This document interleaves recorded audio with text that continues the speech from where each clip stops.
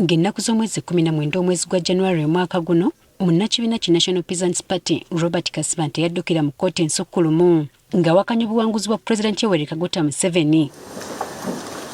Kati leero lweziweze ennaku 19 ng'omusango guno gutambuzibwa mu kkooti eno era ng'olwaleero kkooti ebadde eddamu okutuula okuwulira okusaba kwa Kasibante ng'ayita mu bannamateeka be kwe yawaayo ng'ayagala kkooti ekaka akakiiko k'ebyokulonda okumuwa obujulizi bwe yeetaaga okutambuza omusango guno kyokka kibabuuseko ku Kabatema ng'ono bw'asabye okuggyayo omusango guno mu kkooti eno ensukkulumu. Leero twaze nga tugenda kuwulira kufuna nsala ya kkooti ku application eyakolebwa petitioner naye wetuyingiddewo petitioner asabye eyawaaba omusango asabye nti omusango aguggyeyo.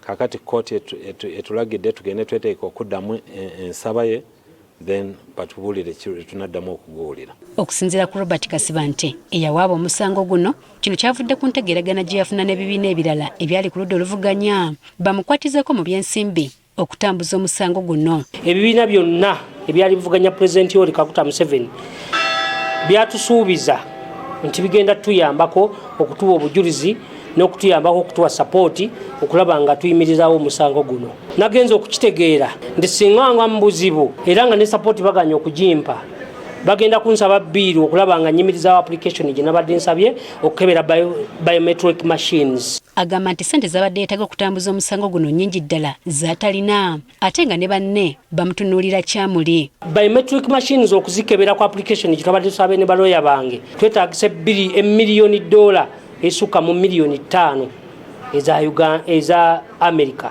Kakati nze Peasant Kasibante ayina essomero ly'emikono n'azijjawa nga ntaddemu neza campaign. Nagenza okwetunulamu ne bannange nga ssente ezo tetujja kusobola kuzifuna. Kati ono agamba nti wadde kino kimulemeredde alina enteekateeka endala gy'alinawo okusobola okutuukiriza ekiruubirirwa kye. Pulezidenti Museveni si alina okubeera pulezidenti w'eggwanga lino.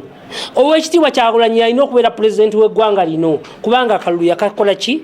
Yakasinga. Okuggyako Mwami Museveni oba okukozesa pulaani B oba okukabanja tekirinaako limiti. Tulina pulaani endala nnyingi ze tugenda okukozesa era njagala okutegeeza bannayuganda bonna nti oweekitiibwa Kyagulanyi kakwata eri nze ngenda kukwata eno. Pulaani eno gye nabadde nkutte twagiteesaako naye akwata eri abule ababuzeebuze nga nze mbabonyaabonye eno mu kkooti. Wabula ono yeebuuziza kiremeseza banne okumwegattako balwana olutalo luno ekimuviiriddeko okulowooza nti bandibanga balina ekkobaane ne munna NRM Museveni. Naye abalala baganya okunnyamba. Simanyi oba abalala bakolera ani oba bali ne Mwami Museveni oba bali ku opposition side. I didn't know. Kyokka nasambaza ebimwogerwako nti yandibanga yaweereddwa ssente okuggyayo omusango guno. Omuntu yafunye ssente afaanana nze otatulaba ensiiwuse siyina wadde olwataano lwe nafunye era seegomba ku miitinga Mwami Museveni whatsoever. Bwe tumubuuziza obanga mwetegefu okuliyira obudde bw'amalidde kkooti ategeeza nga bw'asobola okukwatagana ne banne okusasula ssente zino kyokka n'asaba kkooti obutamusasuza. Kyemmanyi bajja kunsaba biliyoni 3.4 zonna ze banansaba nze n'ekibiina kyange ekya National Peasants Party tujja kwegattagatta tutunda ebyaffe singa batusabe costs naye twasabe kkooti ereme tujjako costs. Ssaabawolereza wa gavumenti Kiryewa Kiwanuka ategeezezza ng'okusalawo kuno bwe kubakosezza kubanga omusango guno bagumaliddeko obudde. Tubadde tukoze okuva omusango guno bwe bagufayiringa twalina okuteekamu ansa zaffe mu nnaku 3 zatuleka nga twasulanga kiro nga tutunula. Mwesigwa Lukutana munnamateeka w'akakiiko k'ebyokulonda agamba nti okusalawo kuno kubawadde essanyu newankubadde kubakosezzaamu olw'ebiseera bye bataddemu. We're happy because finally I think the petitioners have realized that our clients conducted the election in compliance with the laws and principles laid down in the law and the constitution.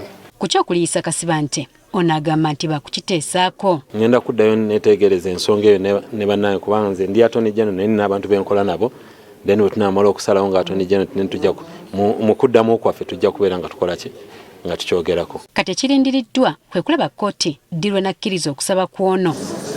Jennifer Kabale agaffe eyo ku Spark TV.